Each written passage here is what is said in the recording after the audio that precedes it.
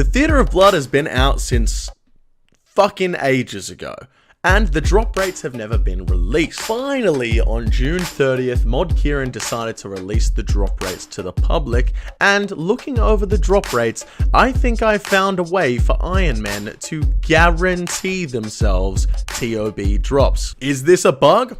I don't think so. Is it against the game rules?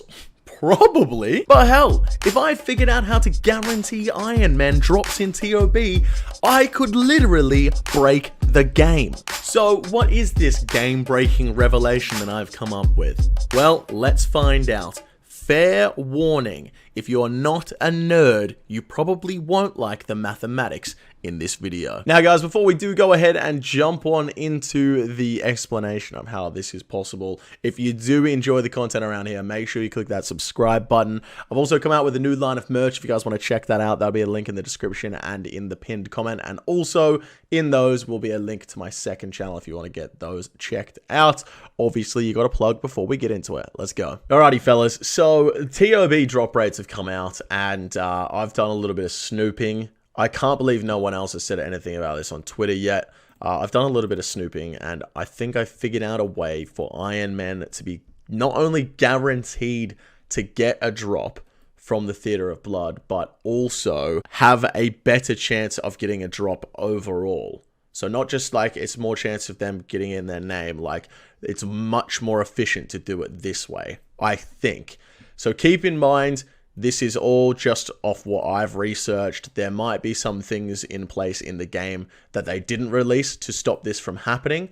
But from the information that we've been given on Twitter by Kieran, this is how it will be. So I'm going to try and break this down and try and put it in as like not crazy terms as possible so that anyone can understand it. They don't have to have like a crazy mathematical mind. Basically, in any given raid, each player is able to gain 18 points for themselves, and then there are 14 points that are attributed to the team that are split up depending on who does the most damage.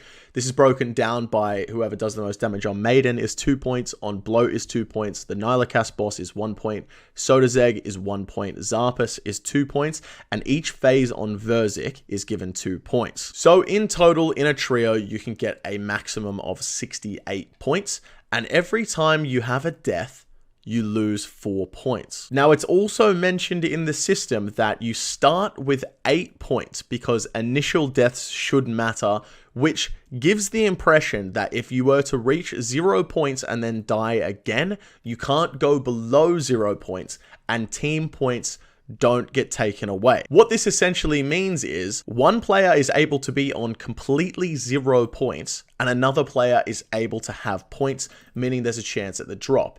Now, when you get to the end of the raid and the drop is chosen, there's an 11% chance of a drop. And then, depending on how many points you have or what percentage of the points you personally have, that is your chance of getting the drop in your name. As the example is shown on the sheet that Kieran put up, if there is 60 out of 68 points total, then your chances are reduced by that factor. And then to choose a player off each individual's player points, if you got 30% of the total points, you have a 30% chance. Now, what I have figured out is it's possible for 2 of the players in a trio to end on 0 points total, and the maximum points a singular player can get is 32 out of the 68. So doing a quick breakdown here, post-Maiden, player 1 and 2 will end up with 7 points. The Ironman, who is supposed to be getting guaranteed the drop, will end up on 13 points due to their 3 participation points and their most damage points. At the end of Bloat, the 2 players will end on 6 points and the Ironman will end on 18. Post Nylacast, the 2 players will end on 5, the Ironman ends on 22. Post Sodazeg, the 2 players will end on 4 points and the Ironman will end on 26. Post Zarpus, 2 players on 3, Ironman on 31. Post Verzik, the 2 players will end on 6 points, but then they have 8 points removed. They are the initial 8 points that you gain to start the raid. The Ironmen will then end on 40 points and have 8 points taken away as the original 8 points, and they will end the raid on 32 points. Now, the base rate is 1 in 9.1 for a drop. If you get maximum total points in a raid by not dying at all, the base rate for a drop is 1 in 9.1 or 11%. Now from that 9.1, each player has an equal chance of the drop if they're an equal individual in the team. So if each person in the team is doing the same amount of damage, wearing the same gear, overall it will balance out to be an equal 33.3% chance each to get the drop. Now, if the drop rate is a 1 in 9.1 and you have an equal 1/3 chance of getting it, that means your personal drop rate in a raid with no deaths, if you get an equal share of the points every single raid, is going to be a 1 in 27.3 or a 3.66% chance at a drop. Now, however, if player 1 ends on 0 points, player 2 ends on 0 points, and you personally, being an Ironman looking for the drop, ends on the maximum total 32 points, the drop rate is 11%, 1 in 9.1. Then you have to multiply that drop rate by the team's points, which is 32 out of 68, meaning 47.1% chance of getting a drop in total. And that drop rate comes out to a 5.17% chance, which you might be thinking, 5.17 is a hell of a lot lower than the 11% chance of getting a drop. But because the other two players in the team ended on 0 points, they have a 0% chance of getting the drop, meaning you are 100% guaranteed to get the drop at a 5.17% drop rate, which is substantially higher than your original 3.66% drop rate. Now, to put this in a number term that people can understand, if you do raids normally as an Ironman, your chance of getting a drop is a 1 in 27.3. If you do this my way, where the other two players in the team are to die deliberately at the end of pretty much every single room, you have a 1 in 19.3 chance of getting the drop in your name. Now, to put that even further into perspective, it would normally take 518 perfect raids for a person to finish ToB. 518 perfect raids. If you do it my way, where the other two players die at the end of each room, it would take an Ironman only 366 raids to finish ToB. That is literally 152 raids difference. Now, of course, in the initial period, if this does become an actual method for Ironman to boost their ToB item drop rate, obviously the timing it's going to take to do these raids properly is going to be more than likely more than 30% slower than if you were to just do raids normally.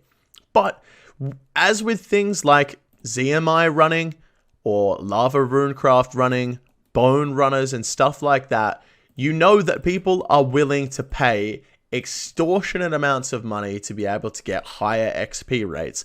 Imagine the amount of money people would pay to have their Ironman efficiently boosted for ToB drops. I think in the future, we're going to see CCs that deliberately go in and plank in raids so that Ironman can boost their drops, and they would be getting paid anywhere between 15 and 20 mil per raid. Now, I'm sure there's going to be some people in the comment section like, there's no fucking way people would pay that much money to be able to get their ToB drops. But what you do have to remember is that the drops from the ToB themselves are worth quite a bit of money.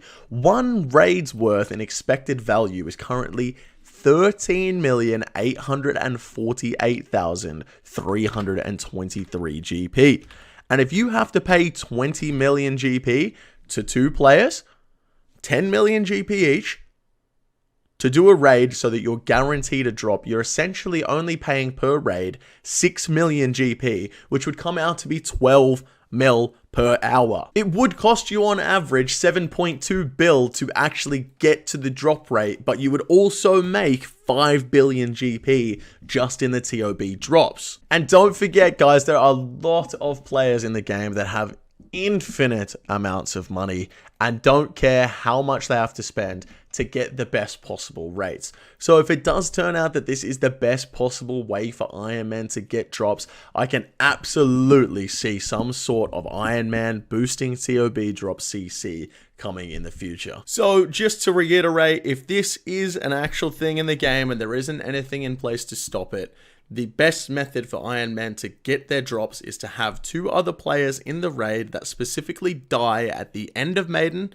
at the end of Bloat, at the end of Sodazeg, at the end of Nalakas, and at the end of Zarpus, and stay alive all the way through Verzik, all the while allowing the Ironman to get the max damage in each of these rooms, and that will guarantee the Ironman the drop. But that's it, guys. That's just what I've come up with. I'm actually going to be doing testing of this myself just to make sure that it actually is a thing. I'm going to be doing some raids with myself and a couple buddies to see if we can guarantee that one of them is going to get the drop. We'll do it over the course of, X amount of drops just to confirm that it is real. And if it is a thing, this is an extreme slip up from Jagex when they were creating the ToB drop rates. But only time will tell. Thank you guys so much for watching. Don't forget to subscribe to the channel. And if you haven't already, make sure you give it a thumbs up. Get it pushed out to all of the people that need to see this. And also, check out the Fully Sick merch. Link in the description.